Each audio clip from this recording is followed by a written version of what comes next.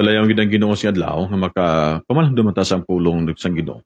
Kaya pa nato pagtuon sa pulo sino sa aton nga programa ang Morning Greetings and Devotion. Kaya ining adlaw aton tun-an ang 1 Chronicles chapter 16 and verse 29. Kaya tulo ko nato ang aton nga title sa aton nga devotion sa singing aga, The Claims of God to the Worship and Homage of His Creatures. Ari dari ginambal niya sa nga passage in 1 Chronicles chapter 16 and verse 29, if your Bible is with you.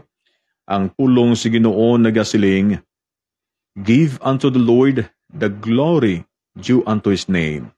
Bring an offering and come before Him. Worship the Lord in the beauty of His holiness. Magapangamuyo ita.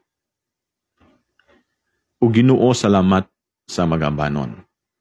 Salamat sa mga kauturan sila papigupod sa sininga broadcast. Tanan nga tagpalamati, tanan nga mga viewers and followers sa sige adlaw. O Diyos, ikaw magbukas sa mga pusoon ka mga panahon na. Sa mga pamalandong sa mga pulong Ginoo, hatagi ini sa gawin mga pulong amay. Panghikot ka sa amon, tagtag sa mga pusoon, pagis palang espiritu. Napo namon ini, na tugyan namon kay Kristo Jesus. Amen. The claims of God to the worship and homage of His creatures.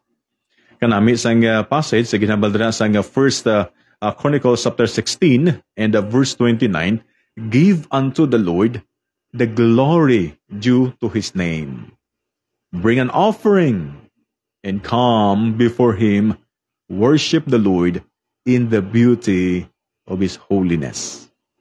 Kung natutuwa pang doon bala utod, ining isa ka nami nga dinalan sa pulong sa Ginoo. And humble Jonathan Edwards, He who sees the beauty of His holiness sees the greatest and most important thing in the world. Kung nakita nimo ang katahom, ang pagabalaan sa Ginoo, nakita nimo ang pinakadako ka pinaka-importante nga butang sa kalibutan. And that is God. Yung ni mo bala tulupang, doon bala utod. Ang wala na sa pinakanami, pinakatahom nga kabuhi, ang kabuhi nga ara sa Ginoo. Kay biskan ano pa nakasadya sa imo kabuhi karon, ano pa nakadamo sa imo pagabutang karon, ano man nakadamo sa tanan nga may ara ikaw, kung wala ang Ginoo sa imo kabuhi, pigado gyapon nakapagpagabuhi. Kay nga ana bala ko pigado. Kay siling sang John chapter 15, apart from God, you can do nothing. And you, magambal ka, pastor, nahimo man mo ng tanan nga wala kami sa Diyos. Nagmagaranon man kami, nagsadya man kami. But then, what will happen kung ikaw kwaon sa Ginoo? Di ba lang hambal niya sa Hebrews chapter 9, verse 27? It is appointed to man once to die, and after that the judgment. Are you ready for that? Amo nang atong ginapreparahan. O nga pagkatapos ang atong kamatayon, di na makadto. That's why utod, tulo ko na to ni bilang ini nga passage, o si adlaw. Kaya tulo na to, give unto the Lord the glory due to His name. Ang himaya sa Ginoo. Ihatag na to ng himaya sa Ginoo and bring an offering. And come before Him and worship the Lord in the beauty of His holiness. Holiness has gotten. Kaya nga nga tumakita bala utod sa karon ang kabalaan sa Ginoo. And ang reputation, ang pag-aton paghatag dako nga respeto sa Dios, pagtahod sa Ginoo. Ang mangkot mo ini, what I have to demonstrate. Ano ako ipahayag sa Dios? Ano ang imo ipahayag sa Ginoo? Number 1, that God is entitled to the homage of His creatures and claims it as proper and right. Kanami bilang matlamang doon ang ginambasang pulong sa Ginoo, no? Kaya tantanan gini iya man sa Ginoo. Ang akon kabuhi, ang imo kabuhi, ang aton may ara ikaw ginaklaim mo nga imo ina, hindi man na aton tutuod iya man na sa Ginoo. God is entitled to the homage of His creatures and claims it as proper and right. Utod dalo pang dabalangin ng imo kabuhi sa karon. Gina-enjoy naton ini. But largely, the concept of holiness is more associated with madamo-damo pa nga dapat may muon. Sa tubang ta sa mga budlayan, sa tubang ka sa mapagtilaw, sa mga buhi, at tubang ka sa madamo nga mga hindi namin nga sitwasyon nga buhi, kamusta ang kabalaan sa Diyos? Kamusta ang himaya sa Ginoo? Di ba ka namin nung imutulapang doon? That in everything atong ginhimo, it can give glory sa ngalan sa Diyos. Depende sa mo yung paano mo ibalik ang himaya sa Ginoo. In our behavior, in our attitude, toward our fellow men, toward your fellow worker, toward your fellow Christians. Paano yung mo attitude? Paano aton nga pamatasan? Di ba lang, no? So, una sa mga sa aton nga mga tayo, may GMRC. O tuduan kita sang good manners and right conduct. And then, oto ganiyog mga kamusta ang aton pagtulok sa Ginoo, paghatag naton sang aton tudtuod gid nga paghimaya sa Ginoo. Is that God glorified sa imo attitude? Is that God glorified sang imo nga behavior? Is that God glorified sang imo ginahimo adlaw-adlaw? And do so as what would Jesus do? Tino yang gimuon ni Jesus ini? Mas taguon lang naton bala ini kag wala lang ano ginambal ng sa pulong sa Ginoo. Kung magkadto ka sa New Testament, ang 1 Peter chapter 1 verse 15 and verse 16, ano ginambal sa passage? Be holy because I am holy. Holiness is the best kept beauty secret in the world. That's why gabakal ta sa mga beauty products. Pangpaputi, pangpakinis ng kutis, para nga magnami, mantatanawon. Ang aton nga beauty, ang aton nga outward outcome sa ito kabuhi. Kita na tumla, kanami, kakakinis ang kutis niya, kagwapo siya, kagwapa siya, kanami sa tulukon. And how about ang kabalaan sa Ginoo nga makita sa kabuhi nimo? Hindi ito matago sa outward appearance. Because God said to Samuel, so obey is better than sacrifice. Abyan ka ni gugma, bisa ano pa nimo na to tago sa manami mo lang sa outward nimo nga kabuhi ya. Imo nga tsura piti ko nami buti mo sa sulod ya ano. Di ba lang? Madamo ta sa nakilalaan nga kun sa tubang piti ka nami. Gusto bang sa kamera piti ka nami no? Kalulu-lulu maghambal ka kanina namin. Pero ang totoo ni mo nga buwisin o ka. Anong ato nga attitude, ano ato nga karakter nga napakita. That's why isang nakabutang utod nga sa gwa man kag sa sulod, sa atubangan sa kamera, sa likod sa kamera, hindi yan maginatago. Wala kasing natago. Gusto wala mata si matago sa Ginoo. That's why number 2 sila niya, that these claims are made upon us, His intelligent creatures. Excuse me po. Ini nga claims, ginhatag sa Ginoo, ginimo sino sa aton tanan, subong iya mga maalam nga matinuga. Intelligent creatures. It will therefore be necessary nga aton ipakita that we are capable of knowing God to all the extent necessary. Agud ma-excite sa aton pangunahuna, kag sa aton balatyagon, we all reverence and admiration to God. Di ba laghatag ka respeto gani sa aton tanan nga mga officials? At mga high-ranking officials? Paano ka mag-istorya kay Gov? Istorya kay Gov, gasige ka lang text? Gasige yung tiyog? Hindi. Kung si Gov atubang mo, dapat istorya ka sa eye to eye, kag wala kasing ibang ganahimo, but to listen mo kag pamatian mo sa sangmayo, agud nga mabalaan mo anong hambal sa imo. How much more Diyos in istorya naton? When you talk about God, kasi ka lang na cellphone, kasi ka gagagihon, no. Diin na ito respeto sa Ginoo. Let us show that we are capable of knowing God and all the extent necessary to excite in our minds our feelings of awe, our reverence and admiration to God are essential to our homage and worship. Amo na ko magsimba, kanang langkid nga ihatag naton tutuod nga respeto sa simba.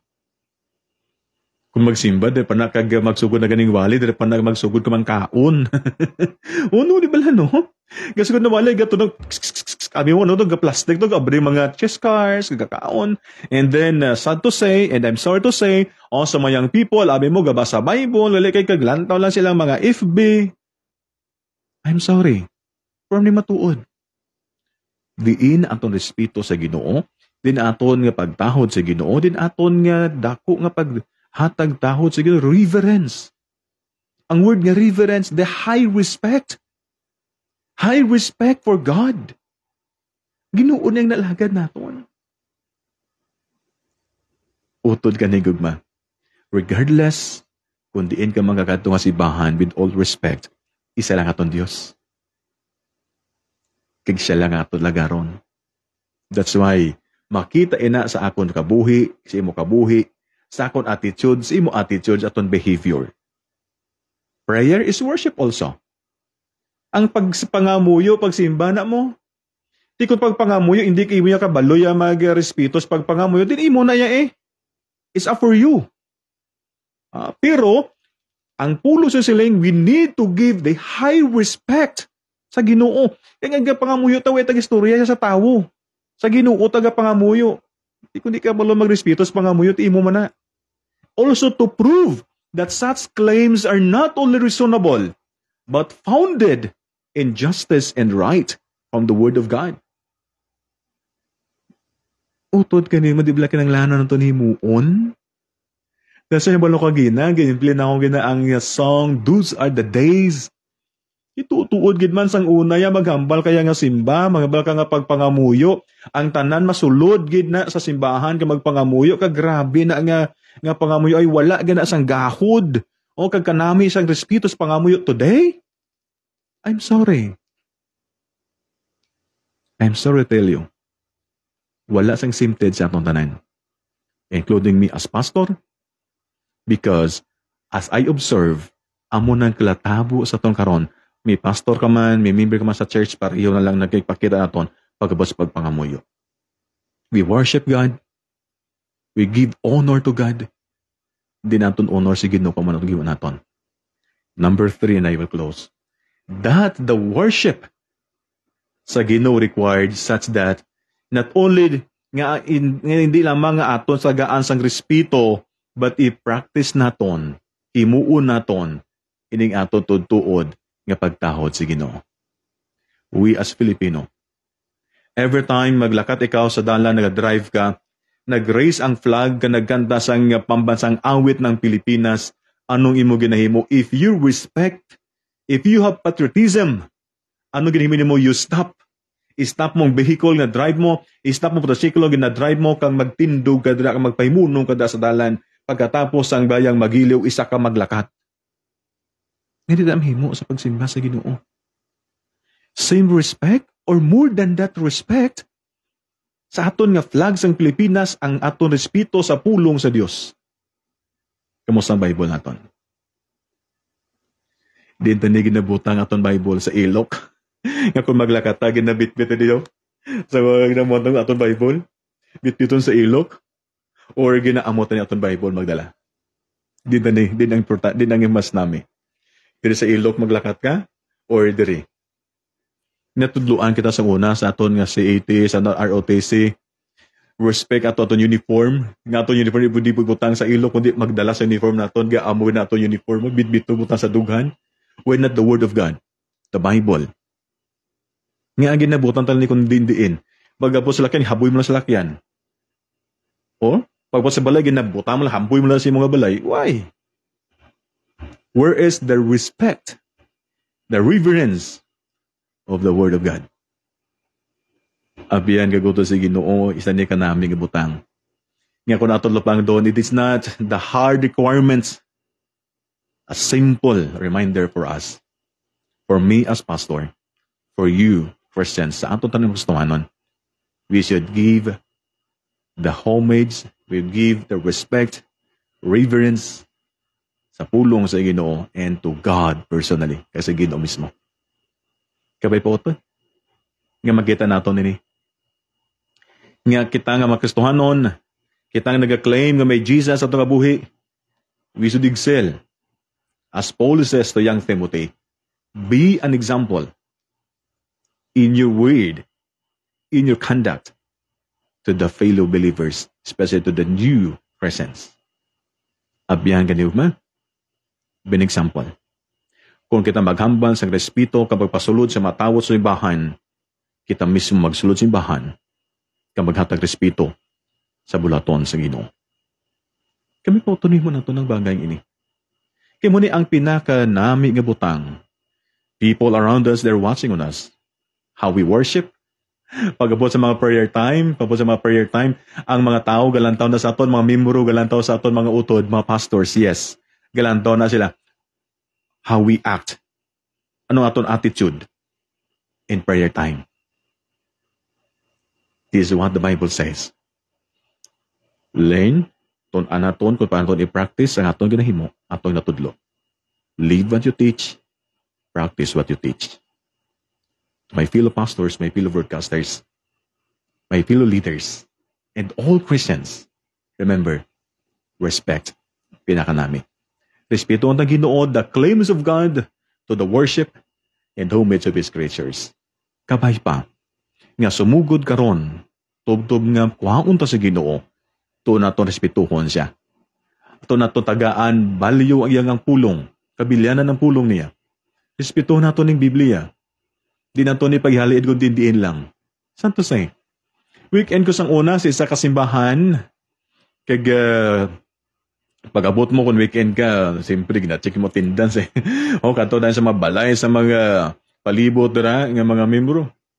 Kaya nakita na ako ng isa sa samtang kasimba, ginapilagan ko balang mga Bible.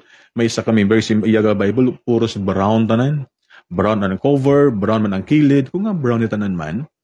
Then one time, nagato sila nga balay, kaya nakita na ako niya nga Bible. Ang liblang uso, no, sa aton ni siyempre sa probinsya, yung aton nga dapugan, sa baba sa dapugan naton, nabutangan kahoy, o dara ang aton kahoy, dara man niya Bible na butang. Kinapasuhan niya yung Biblia. Linlain ba tsagon mo?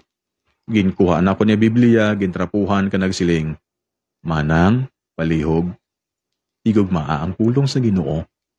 Tagai man na, hustisya ang pulong sa Ginoo, trapuhin na. Sometimes sa Bible, trapuhala naton kung Sunday. Di ba? Utod ka gugma. The claims of God to the worship and homage of His creatures. Madamong salamat abiyan si mo pagput sa aton si Adlaw. Madamong salamat sa pagpamati sa pulong sino, kamay pag ang ginugid magapakami sa aton tanan sa sinigid nga magapamuyo ta. O Diyos, salamat sa imong pulong. Salamat sa imong pagtudlo sa amon, pagpanumdum sa amon. Wala Ginoo sa exempted sa amon today. Tanan kami Ginoo. Ako nga manugwali, kami nga mga manugwali, tanan Ginoo nga magtutumulo o tanan Kristohanon. Subject kami sa pulo ni Mamay. Help us, Father. Nga makita Ginoo sa amon, ang amon kabuhi and example in words and conduct, especially in worshiping you, God. Prayer, ang pagpangamuyo is worship. Ginoo ginakita namon ni, ginambal ginamon ni. Kabay pa Ginoo nga resibito namon ni Mamay. Kapag paginohatag namon amon full respect dara sa imo Dios. Hindi sa tao, hindi ipakita namon sa amon mga boss. Ipakita namon sa amon mga mas magulang sa amon, but ginuuna sa tanan, himo namon for your glory and your honor, O God. This is my prayer in Jesus' name. Amen. Utod man namo salamat si mo po sa aton si Adlaw kag magatawag ta sa aton nga broadcast nga wait tas ang oras nga